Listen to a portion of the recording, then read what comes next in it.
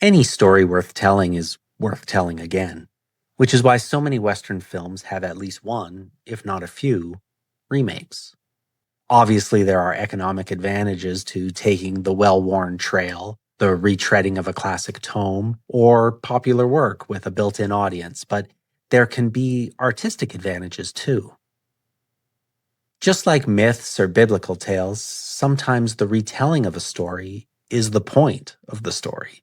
The filmmakers aren't remaking the film because they lacked new ideas. They're reinscribing a myth for a new moment or setting, reframing great stories built on mythic spines to highlight their relevance to a new audience. Stories with that kind of moral architecture and timelessness can easily be lifted out of one era and dropped cleanly into another. But when they're at their best, remakes aren't mere copies. They're conversations with their earlier counterparts. What does redemption look like now? What kind of masculinity do we believe in today? Who are the good guys? Who are the bad guys? Are these themes universal? In a New York Times article published way back in 1937, they remarked, "Remaking old films is really old hat for cinema people. Although the screen has only recently emerged from its swaddling clothes and managed to crawl just about halfway into its metaphoric knee pants, it already belies its years and even casts fond, reminiscent glances backward. Depending upon one's point of view, the studios may be regarded as either taking critical stock in themselves or cashing in on their old preferred. The latter view seems more consistent with the facts." It's Horses on Film.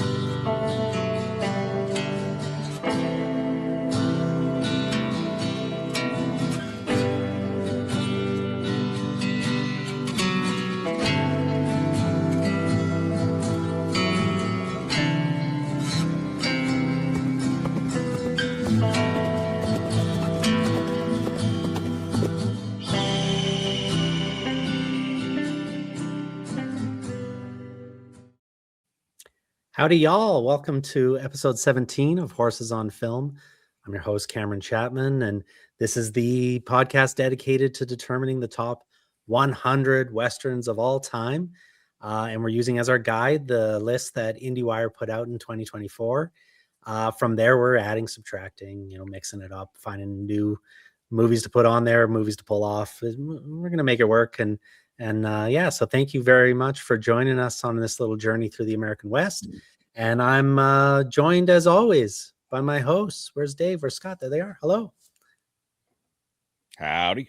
Howdy. Howdy, partner.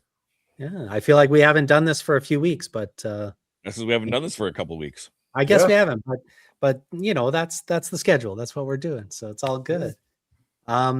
Last episode we covered Dead Man, which was pretty well received. It's in 9th position out of 16. That's a little higher than I was expecting, but pretty cool. It's very different than what we've done already, which I liked. So yeah, so it's maybe that helps. 15 out of 20 rating, average 3.750. So I mean, we've got kind of a few movies that are in that 15 out of 20 range. The tiebreaker being the amount of horses in it, I think. Yeah. But yeah, I feel like we're trucking along and we're almost at 20%. We're almost like we put a pretty big dent in this list already. So it's pretty good. Yeah, I was thinking that when you said 17, I was like, oh, cool. We're like, we're getting there. Yeah. So, yeah. All it right. barely Well, seems like it seems like we've just started. Yeah, I still kind of feel like we're finding our legs and so thank you for being patient with us as we make our way through this. Cause I still feel like the show kind of gets better and better every episode and we're getting a little rhythm going. So it's good. This one we're covering is Hell's Heroes. You guys want to get right into it? Yeah, we can do that. Sure. Great. Let's cue it up. Throw that there and cue the mood music.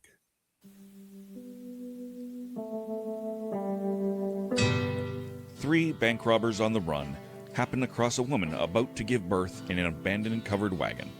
Before she dies, she names the 3 bandits as her newborn son's godfathers.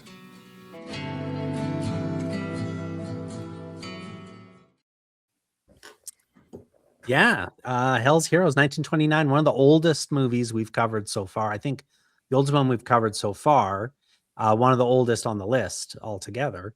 Directed by William Wyler. It's his first talkie. He also went on to do The Big Country, which is on this list. Ben-Hur, Roman Holiday. He's a prolific, famous, great director. Screenplay by Tom Reed, and then some script work done by C. Gardner Sullivan. It's based on Peter B. Kyne's 1913 short story titled The Three Godfathers. It stars Charles Bickford, Raymond Hatton, and Fred Kohler. It's shot under the midsummer heat of the Mojave Desert, the actual Mojave Desert, where the story is set. Bodie State Park and Panamint Valley, California, in August of 1929. So August in the desert, they actually did this. The original short story has been adapted several times, and I'm going to go as fast as I can on this one. I know Dave's seen all of them. Well, a lot of them. Yeah, several times. Okay, so first is Edward Lasainte's 1916 silent film, which was also called The Three Godfathers. Again, as a silent film in 1919 called The Marked Men by John Ford. Both of those are considered lost films. There was a tiny clip at the beginning of my thing. There's not a lot of footage left from those. 1929's Hell's Heroes was the first adaptation with sound. It was made again as Three Godfathers in 1936 by Richard Bolslawski. John Ford made it a second time, this time as the number 3 Godfathers in 1948, starring John Wayne. That's probably the most accessible version, one of the more famous ones. There was a made-for-TV movie starring Jack Palance called The Godchild, 1974. There was an episode of Walker, Texas Ranger in 1996. 2002's computer animated feature from Blue Sky Studios, Ice Age, or The Ice Age. Some Simpsons writers involved in that one. As well as there was a Japanese anime very popular at Christmas time called Tokyo Godfathers in 2003. 2015, there was a German film called Three Türken and ein Baby. Again, for TV in 2018, there's an episode of a German series called Die Drei von der Mullefjör, which I think is the 3 garbage men, perhaps, where 3 garbage men find a baby in the trash. I'm still going. There was a 1987 episode of the TV series Tour of Duty. Then 87 again, 3 Men and a Baby, which is one of the most box office success stories out of this. It was, of course, already a remake of the French film Trois Hommes et un Coffin, which is 3 Men in a Cradle, 1985. And then it is again getting remade by Walt Disney and the Jim Henson Company, directed by Maurice Marabel, starring Zac Efron.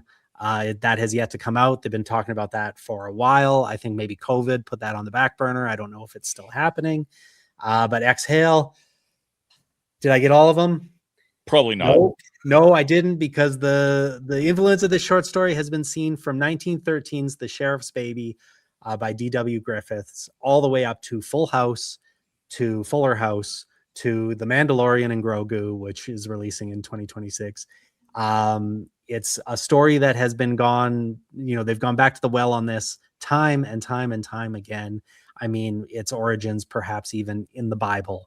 We're joined today by an author and a folklorist, Mark Muncy, and you might even have more info of where this story has been influenced or even where it came from. Yeah, I've got to say, you were talking about 1913, where it was first called The Three Godfathers. That was actually a rewrite of his original magazine article. Right. His magazine short story called Bronco Billy and the Baby. Right.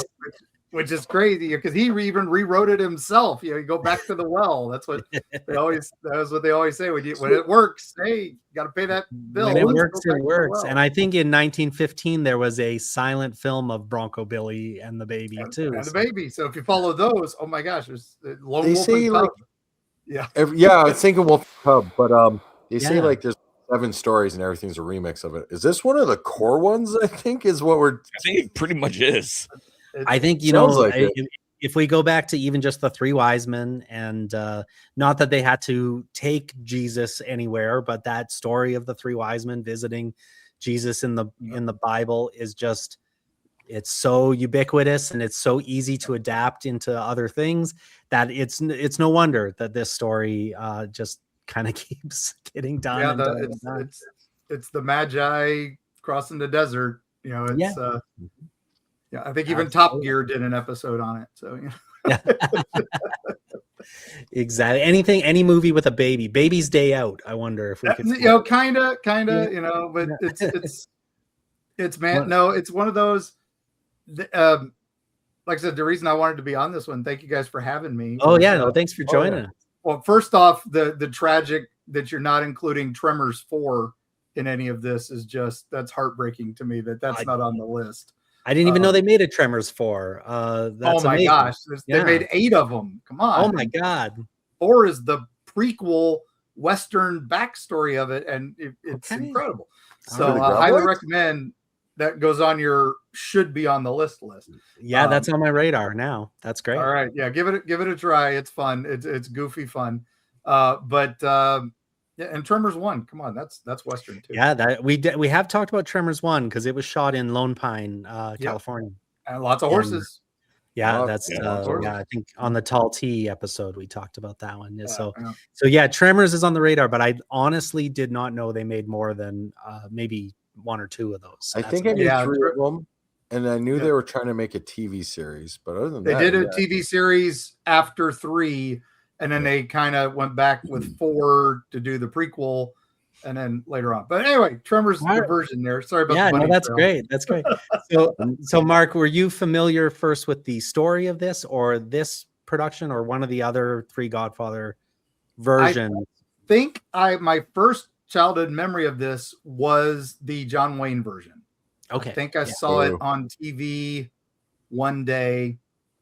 But then I think somewhere in there was based on a short story by this. And I, growing up in West Virginia in the late 70s, early 80s, Satanic Panic was everywhere. I couldn't read my beloved fantasy science fiction. I would be murdered or crucified myself. Burned at the stake. So, yeah, exactly. So I skirted it by finding Westerns. And thankfully monster movies. That was the one thing I could get away with because that was Saturday mornings after cartoons. We had the old horror hosts showing monster movies. Oh, I love it. But then on Sundays, it was Westerns. They would show Westerns all day. When I wanted to avoid the biblical shows, I could watch Westerns. And so I think it was the John Wayne one that got me. But then as I found out there was an original story, I found some Western. I think it was like 100 Western stories or something like that. Mm-hmm. And that was in there, the 3 Godfathers, and man, it was a good read. You don't realize it, but you start it. I was reading a lot of pulps at the time, the Conan stuff and all that. It was mostly Burroughs. I think I was reading a lot of Tarzan and stuff like that, but that really hit hard. I mean, it was a kind of a brutal story when you read it. And then, absolutely, yeah. And then you watch the John Wayne movie. It's like, all right. And then I think it was then I started looking up the other versions, and somewhere along the lines, this one turned up. I don't remember exactly when, but I was still young, probably too young to have seen this. Yeah. But there are moments in this. I guess it's because it was an early talkie, so they didn't know how to do soundtracks right. Right. So there's a bunch of this where there is no music, and it is deafeningly silent. Yeah, especially across the desert. Yeah. Like it You don't. I think we use sound so much nowadays that when there wasn't any, it is very noticeable. Mm-hmm. Yeah. And even just the whistling wind and man, some of that bleakness. This is bleak. This is the gritty, this is the gritty reboot. It comes very early in all the many reboots, but I mean, we talked about it being pre-code. This is pre-code, and certainly there's a lot more on the table than what would have been there a few years later. Yeah. How about you, Dave? I would have loved to have seen the John Ford 1919, just because John Ford's incredible. But this one it's just, there's that moment, there's those few moments where it's just the silence is deafening, literally, and you just you feel that, oh my God, the isolation and all that, the desert. And again, this was also one of the early ones filmed on location. Pretty much before this, everything was studio. This is not studio. There's no fake backlots. He wanted to be out there in the heat, and really like suffer, and they did. It's a hard watch in some ways. Dave, I was just asking, you watched a bunch of different versions of this. Yeah, coming into this, we had an extra week in between recordings, right? So I had more time to watch stuff, so I did. So I got to watch, the newer the two Three Godfathers versions, Ice Age, 3 Men and a Baby. Honestly, 3 Men and a Baby, I don't understand why it was one of the top movies of that year. I think really there's some iconic 80s looks in there. From a fashion standpoint, 100%. But the film itself was just not, and maybe it was because I was looking at it from a standpoint of remake of Three Godfathers and putting it in that box when I think watched you have to think about Ted Danson. I was saying, you had Gutenberg, 3 80s icons. Steve Gutenberg. Yeah. Gutenberg is a hero. We don't use that word often enough. He's a hero. Yeah. And leave Gutenberg alone. Yep. And I mean, if you guys want to drink, I have worked with Ted Danson. Cheers. And I will say, in my heart of hearts, anyone asks me who's your favorite person you ever worked with, 1,000,000% it's Ted Danson and Mary Steenburgen. They are the sweetest people. I wanted them to adopt me.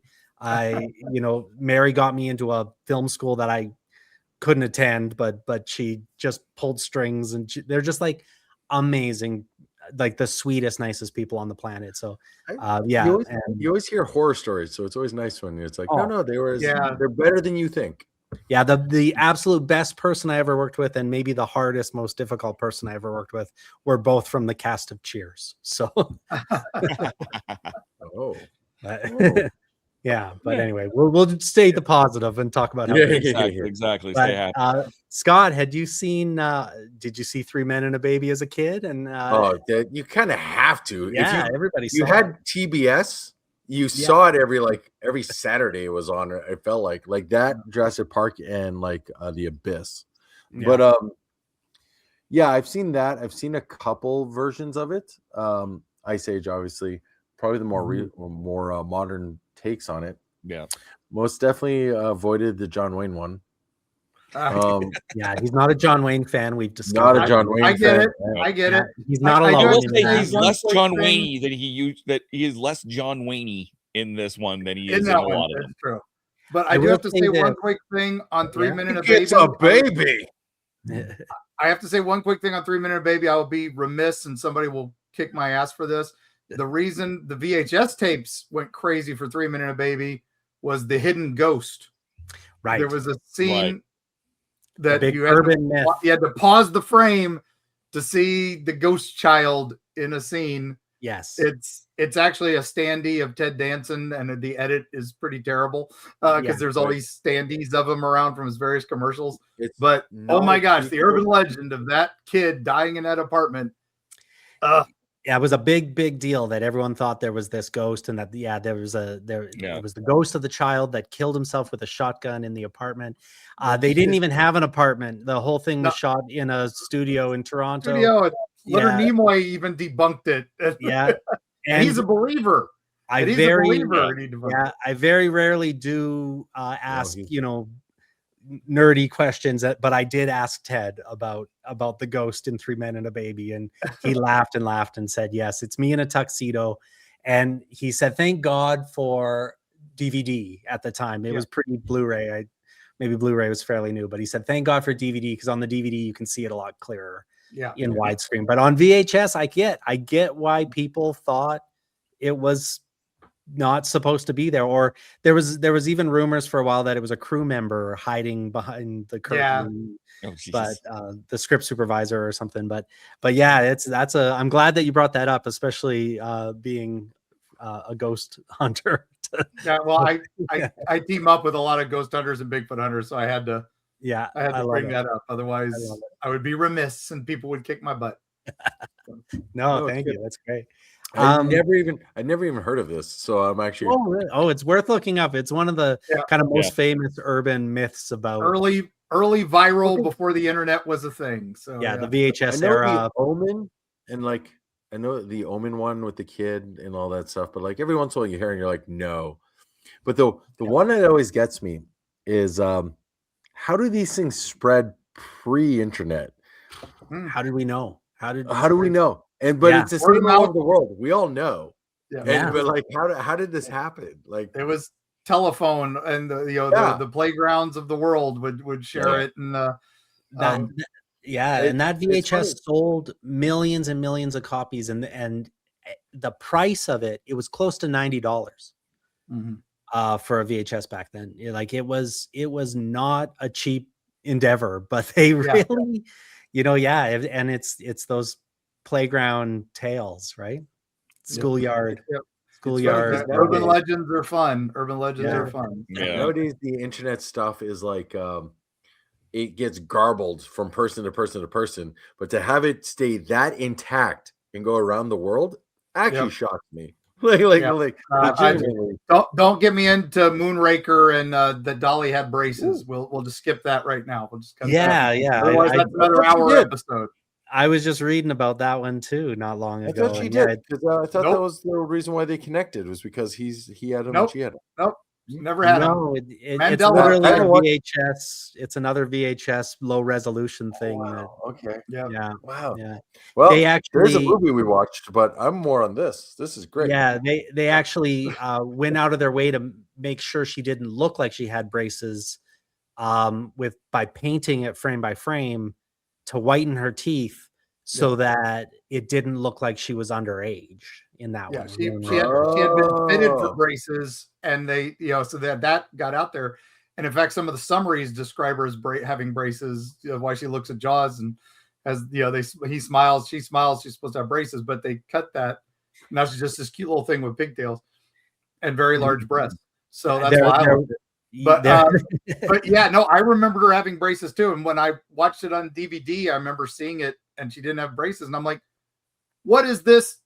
Effery. Oh my gosh, they've done the Steven Spielberg changing the guns with walkie-talkies. They changed her teeth. And then I was like, then I went down the rabbit hole of Mandela effects where no, she never had braces. What? I know she did. We're now a James Bond podcast, which I'm for. All right. So next up, Dr. No. No, the perfect James Bond film is Goldfinger, and I stand behind it. All right. Hard to argue. Everything you think of James Bond is in that film. I like Diamonds Are Forever, but we're close. I like Our Majesty's Secret Service. That's my favorite. You want to because it has Diana Rigg. I'm not going to weigh in. Diana Rigg. Can't go wrong with Diana Rigg. Okay, do you want to take your drink? I worked with Diana Rigg. On what? On Superboy many years ago, the Superboy TV show. I love it. And she got cut, but I got to work with Patrick McNee and Diana Rigg for 5 minutes as an audio intern. Well, that's awesome. She's one of my all-time favorites. That's amazing. Okay, but back to this. We're talking about a cowboy movie. This could be our longest episode if we keep this up, and I love it. We should do it. The movie's only 80 minutes. The podcast is going to be longer any way you look at it. Absolutely. Scott, how did this kind of, it's a very close to being a silent film, but there, like you said, there's a sparse sound. So, but did you find it interesting, gritty? The thing that I noticed about it is, and I don't know when it happened, but I found the camera. So one of the things when we were doing Day of the Outlaw, I talked about how the camera moved. We did 40 Guns, maybe? Yeah, 40 Guns as well. I talked about how the camera moved. How like, so at some point we got this whole stick the camera, get the shot, then move the camera, get the next shot. But like this like pan in shots, or it just felt like for the age of the film, the minute I saw it was 1929, I expected it to be a lot stiffer, if that makes sense. Two people in front of like, here's my line, say your line, here's my line, next shot. But it was actually really dynamic is the word I'm going to use. A lot of wide shots, especially when he's coming back, they're coming back with the kid. I was really pleasantly shocked about how modern it felt, to the point where I thought I was watching a black and white version of a modern film at one point, and I had to stop and go find a trailer for it and be like, no, that's the film I'm watching, and start it up again. Like I was half hour, 40 minutes in when I went, I think this might not be the right film. Like, especially you know, considering some of the newer versions kind of pull the punches a little bit more than this. Like this was willing to go darker, grittier, you know. That I was not expecting. My biggest criticism of the film is it's a lot of Act 1, a little bit of a lot of Act 2, not a lot of Act 3. Very there's no, and I actually kind of liked it. He gets back, spoilers, he gets back to town with the kid, and there's no real celebration. It's just like the mission is done and roll credits. And he takes drinks the poison water knowing his time is running out. I love that. I thought that was it sets it up. I love the foreshadowing, the Chekhov's gun of like, we're going to introduce it, let's use it. I actually really, really enjoyed it a lot more than I felt like I was going to. Not even just like, I found the acting actually I was pretty okay with it. The lady in the covered wagon is a little off-putting, but then when you find out why, I thought that was, that makes sense to me. The special effects actually for its time period are actually really good in my opinion. When barbed wire was probably my favorite, but when he ends his life leaning against that cactus, like he's in frame and you see the puff of smoke from his gun. I thought that was very well done, especially for the time, and a very bold choice. I actually like their dynamic. I actually like their dynamic a lot. I like that he's like, I'm going to go rob the bank, and then he goes and does it. I was like, I love that. And the sheriff was a bit of a pervert, so you couldn't get too behind the sheriff. That was I actually thought a nice touch, actually, because it says it's a town full of bad people and whatever, and even the sheriff. Back then it was kind of still the good guys were good guys, bad guys were bad guys. This is one of those first ones where it's kind of like, all right, there's some gray here. And they didn't do that with sheriffs back then. Thankfully, pre-code, they could get away with it. So absolutely, yeah. I think they would run into criticism for sure. Even, you know, that scene would have been trimmed down. Even if they wanted to show that he was jealous that he had this rapport with the dancers, they wouldn't have been able to show him trying to, you know, peer at them or leer at the women and stuff. I gotta say, I loved the cat fight. That's funny. that was one of the best bits. It was so out there. Like you just don't expect to see that, especially given the time. And he was goading him on a little bit by, you know, the hair. It was pretty. I thought Carmelita. Was it Carmelita? She was pretty cute. She was the pot. She was a pretty cute little character. Dave, you said that of all the versions you watched, this one stood out as your favorite. Is that still kind of the case? Yeah. There was a point in the 1936 one, the death, because you brought up the one death in the where he kills himself. I thought that was handled better in the 1936 one. He gives a big Shakespearean speech, and it's off in the distance, and it's a much more dramatic moment. Yeah, it's just the sound. I really like that. But other than that, almost every scene I preferred in Hell's Heroes.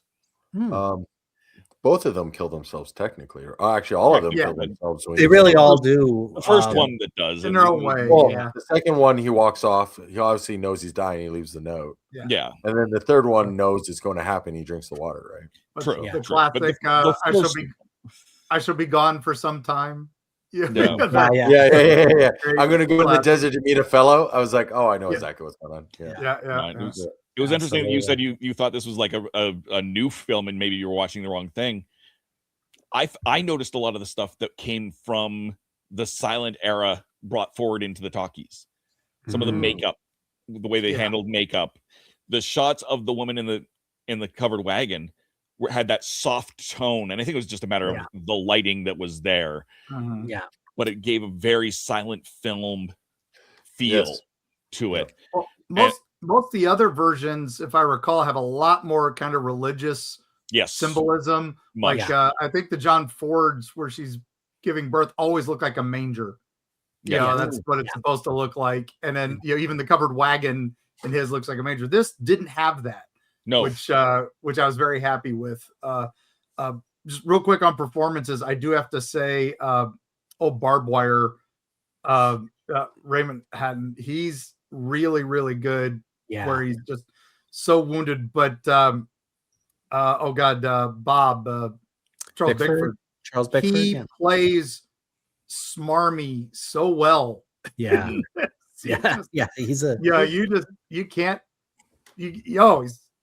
perfect. He's a rattlesnake, man. It's Western as it gets. He's so grizzled.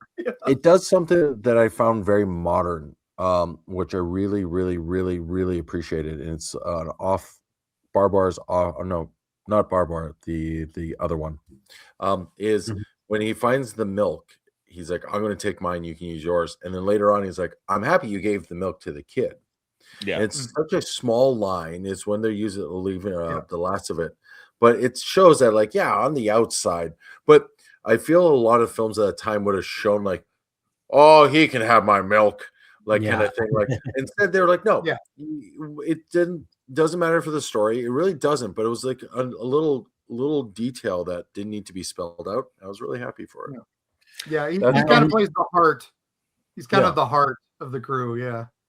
And there was a silent version of this exact movie too. They did release a silent version because at the time not a lot of theaters were equipped. So in order to get it out there. So I imagine the crews, the lighting, the makeup, all that, it was still very much in the silent era. Yes, it was. Even though it was maybe a little bit of an experiment of a talkie. It actually looked like when I was watching it again recently that there were bits where you could tell maybe this was the silent version and they kind of just did a little sound over it because it's like, oh wait, I think they're talking there and they're not actually talking. So which happens a lot.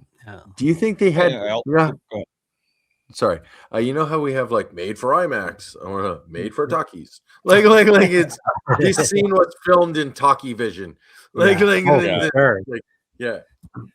Now, the other thing I really liked about this one was, as you said, was all of the New Jerusalem scenes.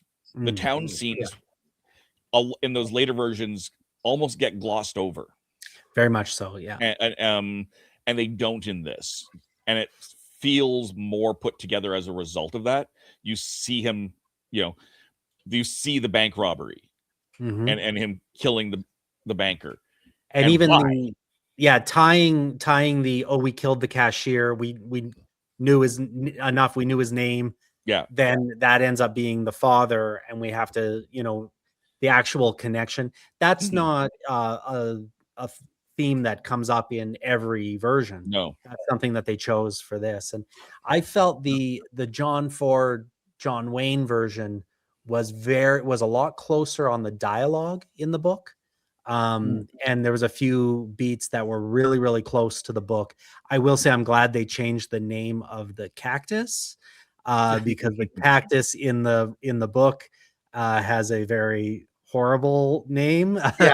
We don't use anymore. We can't talk about that on this show. So. Yeah, so I thought that was even in 19.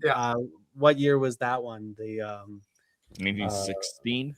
40. No, the the 48. Even in 48, they made that choice of like, oh, we'll call them barrelhead cacti, and there was a lot more effort put into showing them squeezing the meat of that cacti, and it was a little bit more believable that they could be making it across these treks of the desert with no food, no water, and no horses, of all the versions I watched, and I, like you, Dave, I tried to watch as many as I could. I actually kind of preferred the 1936 Three Godfathers. It was a little bit, it's definitely not as gritty. It was a little bit more slick and urbane, and all the New Jerusalem scenes in that were very, humorous, and there was some really good jokes in it, which you wouldn't see in Hell's Heroes for sure. There were still some good comedy moments in Hell's Heroes, though. Oh yeah, but not those type of jokes. Like there was one is where it is. Yeah. When they still kind of think that they're going to make it away and everything. But that I really enjoyed Hell's Heroes of all the versions, but I think that's the one that I did watch a couple times, and I really enjoyed every time. And I liked that there was a little bit more of a connection between the bank robbers and the town. Whereas in Hell's Heroes, I felt like they just got to town to rob the bank, which actually makes more sense and is probably a better choice. But that one, there was a little bit of like history with a girl and a few more kind of connections. It felt more like a Sam Fuller or even a Howard Hawks kind of Western. That said, I think if we'll get into what should be on this list. I'm really glad this one was on there. It was really interesting. Me too. Yeah. It's definitely one a lot of people don't think about. I gotta say, I gotta do my eerie travels bit, right? Because things is all about traveling to spooky locations and stuff like that. This was filmed. The reason New Jerusalem worked so well, it was filmed in Bodie, California, which is now a ghost town. But then everybody thought it was a ghost town. No, it's just really close. It was kind of dying at the time. It had like maybe 100 people still living there, and that's why it still looked lived in. It still looked good, and I assume some of those people were maybe the extras. I guarantee, because I mean, there's, like you said, there was not a lot of people in town, and we're again 1929. We're not far removed. There may be one generation away from when these things would have taken place. The boomtown of it. But what's kind of neat is because that's on film, we can see a lot of these places, including that bank that they robbed in was still an active bank at the time, was about to close. But just 3 years later, there was a great fire in 1932, and 90% of the town got destroyed. Oh, no. 3 years after this. So a bunch of the buildings, including the bank, not there anymore. The hotel, all that just gone. Oh, that's sad. But the church is one of the major structures that survived, and it's still there. That last scene, where the Christmas Eve scene is shot, is still there. But the best thing that's still there when you go visit, that I was just like, oh my gosh, is the hearse.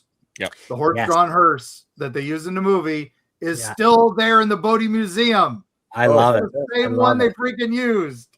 Yeah, and it's funny because in a lot of the remakes, that hearse keeps showing up. Like they really went out of their way to like make sure that the hearse was used, and I love that it's been preserved. And I'm thinking horses on film, Eerie Travels Road Trip coming up. Yeah, there you go. I will say it's I remember it's super high. I want to say it's 7,000, 8,000 feet high. So it is brutal there, and especially since you're right near Death Valley. Oh my God. I know we were over 100 degrees, and I think we were there in like September, October. So, and it was still insane. So, all right. Well, we'll we'll zinc our sniffers and get it going. Yeah, I'd love to see some more modern, because I went there in like the 80s. I'd love to see what it looks like today. So yeah, how it's preserved. I bet you they have a pretty good website. We'll check. I'd kind of like to do one of those. A lot of the YouTubers go to filming locations and hold up like stills and then pull it Yeah. down. Yeah. I'd love to see somebody do that with the movie, and then I'll talk to Mark, our former guest, Mark Kogan. He'll be back on an upcoming episode too. But that's what Mark does. He goes all over the world and finds those filming locations. Perfect. And yeah, so I'll tell him that. Put it on his list. I'm sure. There's supposed to be a ghost or two in the church, so I'm curious. Well, and especially probably caused from the preacher who shot the guy. That's what I'm going to get to. Yeah, rites. That's amazing. Man. Yeah, you got a town full of bad people, and you're like, yeah, okay, they're not all bad, and then the preacher comes out, he's got a gun. I was just like, oh, not a lot of evidence. Them. They just say, he's like, what's going on? They robbed the bank. Oh, boom, bang, bang. Yeah. He's about. I preach Jesus, but he's about to go meet him. Like they're like it's just like it's like. It's not what it is. Support your local sheriff on this list anywhere. Or support your local. It's not on the list. That director is on this list for some other projects. That's a shame because again, just that's a fun I think it's support your local gunfighter where the town is just like really, really crazy. Yeah, because it's a mining boom town and the sheriff has a gun. And then support your local gunfighter. The town's crazy too, but because they don't have a sheriff. So, but anyway, both great movies, and should be on the list. Right under.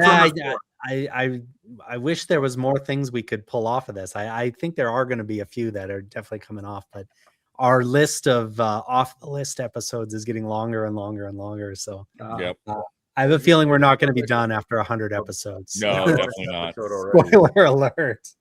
Let's see. We're talking about The Poison Well. We talked about it's a Christmas movie. That's another thing. I kind of once this hit, I was like, oh, I should have unrandom it and saved it for an upcoming Christmas episode. But some of the versions really lean more into Christmas than Hell's Heroes for sure.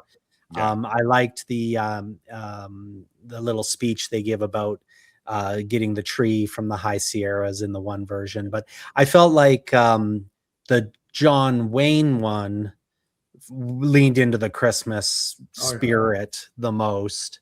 Again, not my favorite of all the versions, but definitely the one I'm most familiar with. Like you, Mark, I saw it as a child and had no idea there were other versions at the time, and definitely the one going into this that I was the most familiar with. Yeah, I wasn't raised that way, so I didn't realize how Catholic it was. But that one is heavy Catholic. But of course, John Ford. That's in like 90% of his movie. Right, exactly. And then the mules at the end when he's getting into town, he needs the mules to help him ride in or like get the baby in. And it's so the Magi, Bethlehem. Yeah. I guess the only thing that unchurches it more than all these other ones is all these other ones they seem to find the locals at the church at the end, and out of nowhere, the John Wayne one, he walks into a saloon with the baby. Yeah, with the they cut the saloon out of the beginning, so you know. Yeah, so they have the saloon at the end. Yeah, you gotta have a saloon. We have that. But they have that set on the back lot. We got to do something with it. Yeah, but in John Wayne's contract, he was never allowed to be more than 5 feet from a bottle. So you gotta get him in there. Wait, I don't know if that's true or not. I just feel it is. They drink in church too, I guess. But, I don't have a ton more notes on this. It kind of stands. To be fair, the movie kind of stands. It's like it's like you said when I was talking earlier. It just kind of feels borderline abrupt how it ends. I think a modern film would have added 20 minutes on the end of being them discussing what they should do with him, but he already took the water. We knew what was going to happen. Like it's because they kept showing the noose and then he hallucinates the noose, but like I assumed that when I was watching it that's where we were going with this is he either that or heart of gold, we're going to pardon him from the noose because of the baby boy. Because he saved the baby. No, it's just like, nope, mission's done. We're good. You don't need to see the rest of it. No. Sopranos, this thing, we're good. In this version, in the Hell's Heroes version, did you get the impression that anybody in the church would have known who that baby was and that it was connected to the cashier? It's the sheriff's kid, she said. No, it's the cashier's kid. Yeah. Is that what it is? I thought I heard sheriff. Sorry. Yeah, no, the cashier that they killed at the bank. That's the John Wayne version. Sorry. Yeah, my bad. So yeah, Yeah. that makes more like I think there's more to it, but like, why is she out there? I never got that. I think in some versions that's the only version where her husband is in New Jerusalem. Yeah. In some versions, it's her husband that screws up the watering hole, that allows the horses to drink the alkaline poison water and goes off into the desert. And in the 36 version, they happen upon a dead man before they get to the watering hole. And that's the husband that's connected to the... does the watering hole have a sign in the 36, or they just kind of put it together with the body? The poison water hole has a sign, but the water hole that's dried out, it seems to be a place that kind of everybody that crosses the desert knows about and plans for. And in some of the versions, they were really polishing off their water, knowing that, oh, well, we're almost at the tanks. But then when they get there, and they even say, oh, these tanks are going to be surrounded by a lot of dead bodies coming up, because until word gets out that it's dried up, people are going to count on it. And that's a dark sentiment, even in some of the lighter versions, they do mention that, like, oh, it's, this tank being dried up is a problem. Yeah. In the John Wayne one, there's a kind of a B story of the posse still chasing them, which draws out the runtime quite a bit. And gotta pad the film. Yeah, it definitely pads the film, and maybe makes I bet they thought it ratcheted up the tension a little. I don't know that it does. I don't know if it needs it. I think the stripped bare bones versions work fantastic. So one of the things I liked is, like, I've seen longer episodes of Game of Thrones. Like, it told its story. It didn't overstay its welcome. And you know what? There's something to be said about that. Nowadays we're complaining that, like, every movie I go see in the theater is 2.5 hours, 3 hours long now. Like, where are the editors? I've seen longer movies tell less story. Like, it is, yes, absolutely. 100%. It's like the Bud Bedekers too. At 78 minutes, they feel rich. They feel like a journey. This one, you really get the sense that they had to cross 80 miles of desert, and it doesn't need to be 2.5 hours, 3 hours to get that point across. Yeah, there's some of these streaming shows that are like 7 episodes you could have done in an hour and a half movie. Yeah, it's absolutely. Especially some of the Obi-Wan. Yeah, the 6-part documentaries that get drawn out. And I was thinking back, there were a few Western comedies, because we were talking support your local sheriff, support your local gunfighter. It's like Waterhole Number 3 and Texas Across the River are just those ones that are brisk. They tell you what you got to do. They're fun. They usually have a fun, like Waterhole Number 3 was Roger Miller narrating it, and it's just so great. Of course, again, they were postcode, but they did some stuff that's like, wow, you couldn't do that today. And then this, like I said, it's just that perfect pacing that this has, even though you really feel like you are in the desert and about to die right along with these guys a couple times. Absolutely. The pacing's amazing to me, especially coming out of the silent era, where they would be pausing for word cards or whatever they would have called them. Anytime they had to pause for that stuff, the editing of a silent movie is so different than what they were willing or able to do once they had sound. Yeah. And like you say, there is a little bit of score, but very sparse. And I wonder if the sparse part is where the words would have shown up. Yeah, I wonder too. I looked to try to find the silent version of this, and I couldn't find it anywhere. It doesn't mean it doesn't exist, but I'd be interested to know how the pacing changes in those moments. But that said, I just think this, the first crossing and the storm that scares away their horses and all that plays out so well. Finding the woman in the wagon and then the baby, I'm trying to remember in Hell's Heroes, the baby's not born yet, right? No, they give she Yeah. gives birth in the, and because the guy's like, I've only ever done cattle and horses or whatever. Right. Yeah. Yeah. And they're like, that's more than us. So Yeah. And then in some versions, the baby's already born. In some versions, and I think the John Wayne version, they spend a long time at the wagon. I feel like that second act at the wagon is the bulk of the movie. This one, I felt they kind of made all those kind of right moves, and then they decided we can't go forward with the baby. We're not going to make it to the train, and we're not going to make it safety. It can't be done without horses. But the choice to go back is obviously a death sentence in a couple ways, but I feel like they get to that quicker, and they're like, we made a promise. That idea that, I mean, I think this story is born on that promise to a dying woman to save her baby.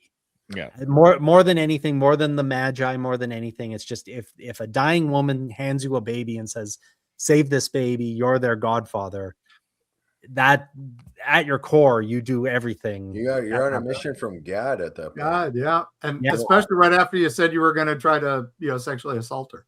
Absolutely. Yeah, that was and this version made no qualms about that. Nope. That was their plan. Pre-code. They were very nefarious villains. Men, and they were going to, and the fact that they go from people that were willing to do that to these people that were willing to die to save this baby. Redemption. I mean, that's the redemption tale, and that's I feel right to Darth Vader. The interesting, I already said Obi-Wan, but that's true. Yeah, Star Wars drink. But and I had Mandalorian in the. I saw that. Star Wars drink.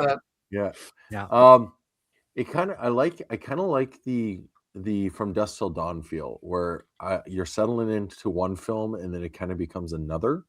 And it's interesting, as I think that's why the church scene at the end actually works really well. I thought it was extra, but whatever. Your cast slowly dwindles to 2 as the heat and as the water gets sparse, they're slowly, and then all of a sudden when we get back to life again in the church, you see life again, and here's this kid, right? But we go from this like happy, like, oh, we're here it's a heist film and we're gonna get away for pew pew pew pew pew. I'm going over to rob the bank, and then he really does. Like it feels very, and then it becomes the minute you see that the wagon gets introduced, it changes tone a lot actually into this, and that's I could see the argument that the end of Act 1 is the stealing of the money, but I would argue the end of Act 1, beginning of Act 2 is the covered wagon. Right. And that's what I was saying. Like, I'd say the getaway is part of Act 1 for sure. Yeah, 100%. Because it's almost 2 films stuck together. Yeah. It's it would be a prequel defining who these characters kind of are, and then you get to the meat and potatoes of what this film actually is. Not until half hour, 40 minutes into the flick. Without the wagon and the lady and the baby and that the Godfather moment, their horses getting loose in the storm and leaving, were they going to make it anywhere? What would have been? I think they die in the desert. I think they were lost souls. Yeah. But this is God giving them a chance. That's the way the book's written anyway. Absolutely. Argument be made, like we're talking with Dead Man, that the storm took them, and this is purgatory, and this is their road to redemption. Certainly for their souls. Absolutely. That's what I'm thinking. Like it's because they're all going to die anyway, as we've seen. Yeah. And it's more, where are you? St. Peter goes, hey, if you take this quest, this deliverance quest, I'll let you go up, But if you say no to this, you got to go visit the guy underground, right? And that would also go with the Christian themes, the church at the end, all that. Hell stuff, is right in the title, you know. Yeah. I think you know, in 1929, they're pretty overt about their you know, religious ties and the messaging, and I mean, it definitely is reinforced in every other version of this. Maybe not Three Men and a Baby, where but even in that, they went out of their way to make the guys kind of rakes. You know, they were ladies' men. They were, you know, that opening montage where they're painting the mural in the elevator lobby. You know, it's an endless carousel of women coming in and out of there, and they're throwing parties, and there's women there that they can kind of barely remember, and you know, so I think at its core, it's a story about bad men going down a bad path, and then this baby looks like a curse, but is actually the redemption moment. You're saying the rake thing, the whole thing, and the first thing that came to mind is Gutenberg at a bar being all like, "I know the guy from the diabetes commercial. You want to meet him?" Yeah. Like it's a pickup line.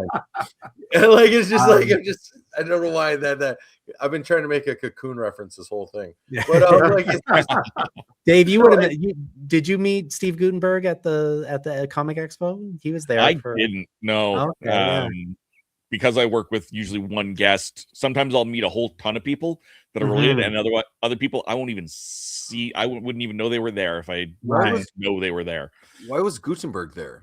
That's a very good question. It may have been. I don't think it was part of a bigger group. I think he's just kind of doing the Comic Expo. He's mostly for Short Circuit and a couple of his other movies. Oh yeah, Short Circuit. Johnny I think was the other one, the Ghost one with Daryl Hannah. High Spirits. Okay. That's one good little fun spooky movie. And again, another famously nice man. You know, he was super cool when we met him at one Comic-Con recently. Did you see the last time Gutenberg came up was he got interviewed in LA because if the car was open during the wildfires, he would go in, put the car in drive, and try to push it out. And he gets interviewed by a news reporter, and the news reporter has no clue who he is. Idea who he is. He was just a local man. He's like, I'm just doing what I can. Like, this is something I can do. Like, okay, he's the real deal. Yeah. All right, to try to save your love of John Wayne. All right, to try to make you like him a little bit as a good person. I hope this happens. All right, there was a movie called The Uninvited, one of my favorite ghost movies of all time. If you haven't watched it, 1944, I've seen it. Give it a shot. It's the first movie that treats ghosts like a real thing, not just, it's a guy in a sheet and doing the stupid effects and all that. This was the first one, kind of took him seriously. But Gail Russell was this young, little, timid thing, and it was like her first big movie. Beautiful, beautiful girl in that. But she would keep freezing on set. She was just like terrified. She had very bad social anxiety. So one of the actors kept telling her, "Oh, take a drink. You'll get the edge off. You'll be able John to." Wayne? No, that's just it. It was all these other guys, and she quickly spirals into alcoholism, very quickly, very young. But she's cast opposite John Wayne in Angel and the Bad Man, 1947, I think. And he saw what she was going through, and he kind of becomes her protector. He even says, "I'm keeping her away from the Hollywood machine." I think it's the first time anyone had ever actually said that about an actress. And he was really her champion of this because he saw what he went through, and he was still going through. And he's like, "I got to protect her." I like that. And she was unemployable, right? Nobody was going to cast her because she's the alcoholic. And in the 50s, that ain't going to happen. So Wayne, top of his game in the 50s, and he was a producer. He started giving her roles just to keep her in work so she could help her get back on her feet and stuff, and basically provide her income when nobody else would. I'm legitimately sure. Like, I believe everyone has redeemable moments. That's just the way we are. No one is pure evil. His acting is god awful, but agreed for 90%. There's a few. I think he's particularly bad. I do like him. I mean, I don't like him as politically or whatever, but I do enjoy a John Wayne Western. And I think there's ones where he's cast perfectly as old cranky John Wayne. When he got old and grizzled, he got much better. And even there's a couple where young, handsome John Wayne really works. I will say Three Godfathers is one of my least favorite John Wayne performances. I agree. It hit me at an early age. Yeah. More quick thing about Gail Russell, John Wayne. A lot of people thought they were having an affair because he was doing all this, including his wife. Because one night he stayed at her house all night because they were trying to get her drunk, and she just really needed it.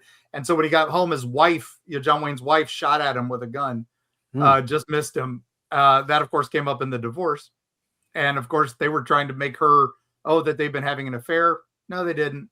But sadly, she still died of drinking herself to death when she was only 36.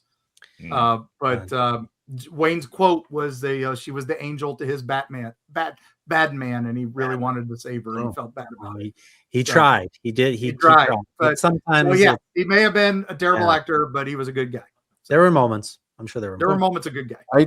Rarely do I feel old, but like this specific episode has been like you just keep firing off movies. I was like, I've never even heard of this. Borderline the modern audience POV. I ran a video store in the 80s. Oh, there we go. And so I was in charge of ordering movies. So basically any movie that came out before 1989 and was on VHS, I saw it. I feel every once in a while I get deep into the video game crap of like, oh, this person's here and here, and this person working. Yeah, I'm like, I now know how people feel. I like Brittany feels when I get down into this. Sorry. I love it. Don't get wrong. I'm enjoying all the. No, I love that. Thank you so much because this and a lot of other podcasts are very quick to vilify John Wayne, especially for his politics and sometimes for his talent. So I'll take any time people are willing to be positive about anybody. That's great. I love it. Good story. Let's get into our horses on film count because we kind of alluded to the problem that they're facing in this movie. But of the 4 levels of horses we have, no horses, some horses, lots of horses, all the horses. Let's start with Dave. Dave, where do you think this falls? I think it falls on the low end of some horses because they have horses that the early scenes, there's plenty of horses, but of course, as we know, they lost their horses. And so the second 2/3 of the movie is no horses. Yeah. I think there's enough horses in that first in the opening. Okay. And they wouldn't have got out there without the horses. So. Exactly. Like it was a major plot point that they didn't have the horses after. So I feel comfortable saying some horses, low end of some horses, but some horses. All right. How about you, Mark? What do you think? I agree with that. I just think since the plot so hinges on them losing the horses, that pushes it up a notch or two, I would think. I don't think low end. I think because that's such an important plot point. And the poison water because of the horses. That's huge secondary plot point. So you can say, oh yeah, they're not in every scene, but they are in every scene spiritually. So there you go. That's my folklore take on that. Horses are the, are hidden in every scene. So I agree 100%. I was going to say all the horses, honestly. It's one of those ones like The Rider, where the horses don't show up often, but they're a key part of this film. Not only just getting away from the bank just as a mode of transportation, but the decision making to go back to Jerusalem was very much hinged on the fact that horses were gone. Like, and if they were still there, that doesn't happen. He doesn't drink the water. It just doesn't work. And the horse-drawn hearse also stands out to me. Bonus points for that for sure. Bonus points for that. So I think I would be 100% on board if everybody just said it's a no horse movie, it's a 0 horse movie because of that moment where they lose the horses, and then most of the movie, I'd say the bulk of the movie, there's no horses. But every point that you guys just made is absolutely right. Like I really do feel that because they don't have the horses is the plot line, at least some horses is the Also, if you say anything more than some horses, you get to disagree with Dave, and that's always feels good. Yeah. Anytime there's a discrepancy between Scott and Dave, the world is in balance, which is almost always. We have very different styles. Absolutely. Okay, how about ratings out of 5? Let's start with you, Mark. Where do you with I think it holds up. It's solid. I think there's a couple actings that fall into the tropes of silent acting. I think this was still early days. They didn't quite know how to make a modern film, but I think that makes it so unique. So I give it a 4 out of 5. I think it's all right. I think it's one of those ones I could watch it again tomorrow and still enjoy it. So yeah, that's interesting. I watched it 3 times, and then again a few times, just pulling clips out of it. And I definitely had moments where I was like, oh, is this scene from this one, or is this scene from especially the other black and white ones where it was hard to tell. But every time I saw a clip from this one, it was like oh yeah, that was a good scene. Oh yeah, I like this performance. Or oh, look, they did that with the gun. Or there was a lot of those moments that it really made it stand out. How about you, Dave? Real quick, that cinematography in that's really good too. Sorry. Yeah, we didn't get to it. No, the cinematography is really good. Especially this lighting, in the desert, in the summer, in the heat. It could have been very high contrast, very hard to put to film in 1929. Yeah. But there are subtleties and really good lighting work in this that is again ahead of its time. I interrupt quickly. Sorry, yes. Dave.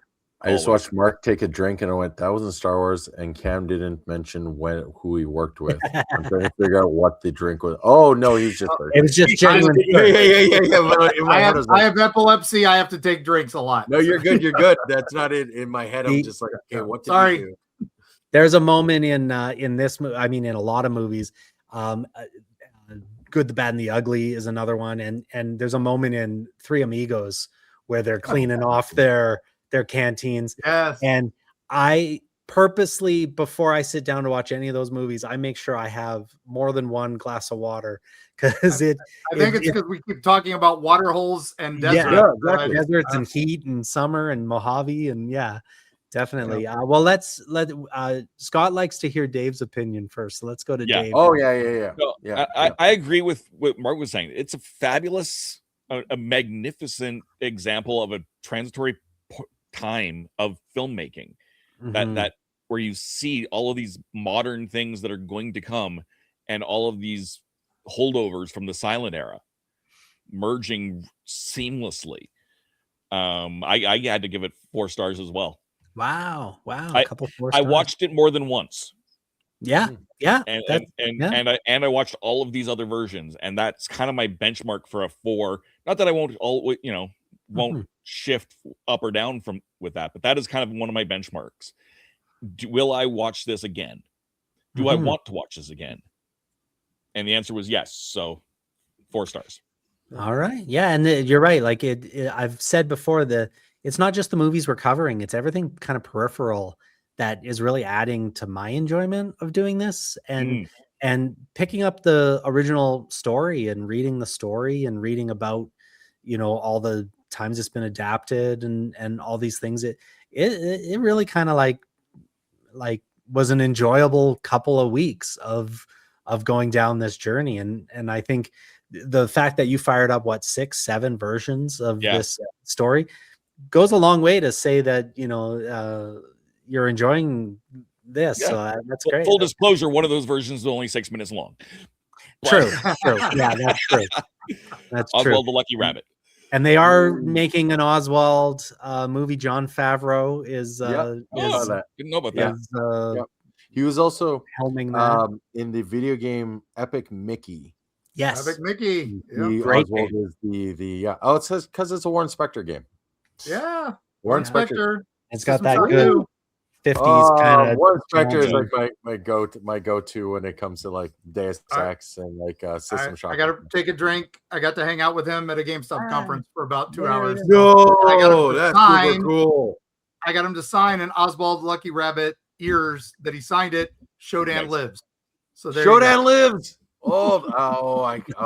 System Shock. I hope System Shock 3 happens so badly. Oh, I was very happy with the remake System Shock 2 for the 25th really anniversary, well just so you could play multiplayer again. Yep, remember Citadel Station.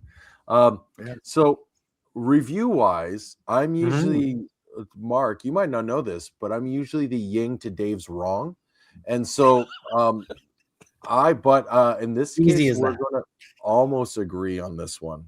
I'm giving it 3.5.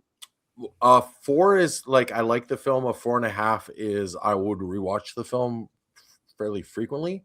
A 5 is I like Proposition. I give a 5. I love that film. I really do. This one I don't see myself going back to, more so than not because any technical reasons or casting reasons, mostly my time reasons, but I actually really enjoyed almost everything about this film. The casting is great, like you said. Even when the music is, I like the music, and when the music isn't there, it is very noticeable. It's not there, and that said a lot about it. It never felt, oh, we didn't have the budget to put music here. It was just more like, we really want you to hone in on what we got going. Outside the jarringness of the lady in the covered wagon, just how it's shot. But again, I originally took that as like an ethereal, like this is almost like a mirage being put there. And so it kind of works in a weird way. I liked that. I like a lot about it, but it's a 3.5 for sure for me. But I just don't see myself going back to the well on this one. I'm right there with you, Scott. I'm at 3.5 as well. Yeah. I think it's I could go up, I could go down. I know on Letterboxd I gave it a 3 because I gave the 1936 Three Godfathers a 3.5 because I just felt that was just a little bit more up my alley, a little more enjoyable for me. But the more I watched Hell's Heroes, and really started to think about like the place and time and like you say, this transitional period between sound and silent era, and I always also wondered, like without score, it was probably because a lot of the theaters were still providing like a live score along with it, so I wonder if seeing it in the theater, even in a talkie theater, if somebody was kind of playing along with it too. But I think the more I watched it, the more I appreciated how it was willing to go dark and gritty and interesting. The only thing I didn't like was the tying the baby to the cashier. I thought that gave them an interesting moral dilemma of like, we should feel like the worst people in the world because we literally took the life of this baby's father. I don't think that was necessary. I think there was enough of a story there without that, which is why I liked that. And then it also brings up the question of, why was she out there? Where was she going? Where was he bringing her out east for the first time, and or out west for the first time, and he had established himself in this town, or like what was the story there? And I enjoyed the 1936 version for the New Jerusalem scenes and the kind of the connections they made there. But I do think this stands shoulder to shoulder with it in many ways. In many ways, it's the best version in many ways. So I think 3.5 is where I'm at on that. Is there any other, what do you think about list-worthy? Like, is there any other version of this, or you talked about Texas Across the River. some other stuff that you maybe like to see on the list? Is there anything else that jumps out at any of you? Well, I do have one more thing for Eerie Travels, since it's my podcast and TV show. Eerie Travels, one more thing. There's this, because of this time period, the movie studios were trying to build these big movie palaces to get people back to movie theaters. It's kind of something that needs to be done again. I think all these movies were built, these multiplex were built in the 90s. And so you go to a movie theater, it's terrible now, unless you're in a big city where they just rebuilt one. So all of us out here in the flyover countries, we go to a movie theater, it's like, it smells terrible and all that. What is going on? This thing hasn't been updated since 92. I graduated high school. I graduated college that year. I graduated high school a couple of years ago, though. Yeah. But anyway, think about that. These movie theaters were built in the early 1900s, and now around this time they're remodeling them, and the studios are building these new things. And Paramount was building a bunch of new theaters, and then they realized talkies were a thing. And so just as they were putting in all these organs and had all these pipes in these theaters, they never used them. They would just turn them into sound things. But most of these theaters still have the piping and stuff like that. There's a famous one in Ashland, Kentucky called the Paramount. It was supposed to be their big premiere one. It was their kind of prototype for what they were going to build. And then, it never happened. And that's a super haunted place with a lot of great stories. My favorite was they filmed Billy Ray Cyrus's Achy Breaky Heart video there. And while they were filming it, he signed, definitely haunted. Yeah, he signed autographs for everybody. And he signed one for Joe, the ghost that was there. And the next day, everybody the people who work there put their signed posters on the wall, because it got turned into a production theater where people do acting and stuff like that, stage productions and performances. And so the theater manager was like, take all these posters down. We can't have 14 of the same poster just because Billy Ray signed it to all the girls. Well, at least take Joe's down, because who cares about that? Big mistake. The next day, the theater's trashed by some unseen force. All the signs are gone except for Joe's poster over in the side. So they put it back up, place of prominence, and in the cafe there, and they renamed it Joe's Cafe. And it's still got the Billy Ray to Joe's poster. Nice. So, but that's one of the first movies shown there, Hell's Heroes. Unbelievable. I had to bring it up for this. So I like that. That's actually a fun ghost story for y'all to tie into this movie. The problem with the story. Yeah, the problem with the whole story was I couldn't imagine Joe the ghost without a mullet. Like, it's just like the whole time, the minute you we don't know his story. Apparently, his story is he died working there in the early days. Of course, there's no documentation of anybody named Joe dying there. It's a ghost story. Just enjoy it. Every theater needs a cat and a ghost. Definitely. That's a rule. I believe it. Yeah. No, took the wrong step off the scaffolding and took an achy breaky big mistakey. And so there you go. Yeah. Well, he's got good taste, I guess. It's not my favorite song, but it certainly was a popular song. I've heard it once or twice. It's the same song. It's the same song as Polly Wolly Doodle. It's the same tune. That's why it's so catchy. Oh, okay. Yeah. Next time you hear it, think about that song and you'll be like, everything's a remake. Everything's a remake. Everything's a remake. Yeah. You got to go to the core. You got to go to the back to the well. Back to the well. Absolutely. Back to the water hole. All right. Well, I think we got it. I think we're there. I think that was a beautiful way to end it. I think we're about a minute longer than the. Oh no, we're about 14 minutes longer than the film. So there we go. We did it. It's such a short film.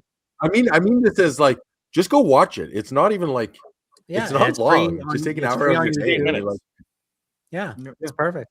All right. Well, Dave, where in the world on the internet and out there can we find you? You can find me all over the internet, mostly on YouTube. You can find me Sundays on Spill the Geek Tea at Spill the Geek T1. Tuesdays on Legend of the Traveling TARDIS. First Thursday of the month, along with Scott and Cameron, on Happiness Patrol at Happiness Patrol Show. In between all that, youtube.com/therathole DOTCA. That's therathole.ca, but YouTube does not like URLs in their URLs, where I play all sorts of fun board games and board game related stuff. Scott, where can we find you? Okie dokie. Breakfast Scotch National, where I try to make sense of this crazy world we live in right now. May you live in interesting times, I guess. Beyond that, I do join Cam and Dave on that Happiness Patrol podcast. I say it every time, but hopefully this is inching closer, and I'll be able to show off what I got planned there. By the time you see this, maybe it'll even be up. We'll find out. Edited and up. But there's that. Video games, mostly. The game we're working on should be pretty far along by the time actually this airs. So we'll talk about that soon. But beyond that, Mark? EerieTravels.com has the all my social links, but the YouTube is YouTube at Eerie Travels, and we have a lot of fun on there. We talk about ghosts, monsters, legends, Bigfoot, haunted locations, places you can go. Also do books. Our newest one was Dark Side of the Smoky Mountains. Our next one is Dark Heart of Appalachia. Should be coming in June. Pre-orders soon. And those are all, so you can make your travel guides to go to spooky places. And on our Instagram and other things and YouTube shorts, we do daily spooky history and folklore and facts and stuff like that. So tune in and join us, and we'll see you on the other side, as I say. I love it. Thanks so much. I definitely am going to be planning my ghost trip to Bodie, California. And I thank you so much for being on and bringing a little bit of spookiness to the show, because every show needs a little spooky. Yeah. Exactly. Tremors 4. Yeah, we're going to watch some Tremors 4. I'm going to look for it as right away. That's on my radar for sure. Anyway, I'm Cameron. The Graboids, man. Yeah. I'm on letterbox.com at Cameron Chapman there, and you'll see a Tremors 4 review soon enough. For sure. Don't break my heart, man. Don't break my heart. I will not. I'll give it a fair shake. Absolutely. And then, of course, Horses on Film. We have horsesonfilm.com. We are on Letterbox at Horses on Film. That's where we're keeping our lists of all our upcoming episodes and all our bonus episodes, and we're maintaining our top 4 as these ratings shift things around. So jump on there, follow us. We're getting a pretty good following over there, so it's kind of fun to see. And then Instagram.com. Horses on Film podcast. That's where you'll see our little intro videos every second Monday. If you're just listening to this on Spotify or Apple, you can check out those little intro videos, and then when the next Monday rolls around, you know what's going on as I'm nattering away about some subject that's loosely tied to what we're talking about. Anyway, I hope you guys are enjoying this, and it's been so fun. And if anyone has any questions, or you want to send us any other great recommendations for bonus episodes, ask us any questions, horsesonfilm@gmail.com, or in any comment section or anything, anywhere, go for it. It's great. Definitely check us out. And thanks so much, Mark, for being here with us today. And Dave and Scott, as always. We'll be back in 2 weeks for a little movie you may have heard of. It is number 4 on the list. We're going top 5 here. It's the second installment of the Dollars trilogy. I kind of wish they had come up in order, but I saw them out of order anyway growing up, so it's all good. We're going for A Few Dollars More. Fantastic. Directed by Sergio Leone, starring Clint Eastwood and Lee Van Cleef. It's 132 minutes. It's currently, at time of recording, streaming free on Amazon Prime and Tubi.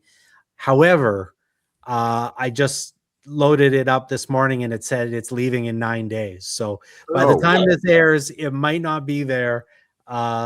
It doesn't mean it's not going to be somewhere else by the time this airs. It's one of those films that is available. There's a great DVD box set that I have at my father-in-law's trailer. I should maybe get out there and try to get it. But yeah, it's a great little trilogy of movies. We're going to the second installment for a few dollars more. So that should be a fun one. But one last thank you. I want to thank, of course, Brett Alec Bailey for our beautiful theme song. You can check out his link tree there at Sour Bailey's. Always the best way to end an episode. And thank you so much, Brett. And thank you again for joining us, Mark. This was a pleasure. I hope to have you back again and again and again. We have a lot of episodes to get through, so you're on the radar too, just like Tremors 4. So. Happy to be back. Happy to be back anytime. Like I said, Support Your Local Sheriff, Waterhole number 3, the obscure ones I'm really good at, but also Texas Across the River, another fun one. I know they're not on the list because they're not that great, but they are fun. I love my we love fun. We love fun, and we're really getting a lot of fun ones here. And this was a fun one. Thank you so much, everyone. So all right, good night, y'all, and have a good one, and Merry Christmas, I guess. Happy trails. Merry Christmas.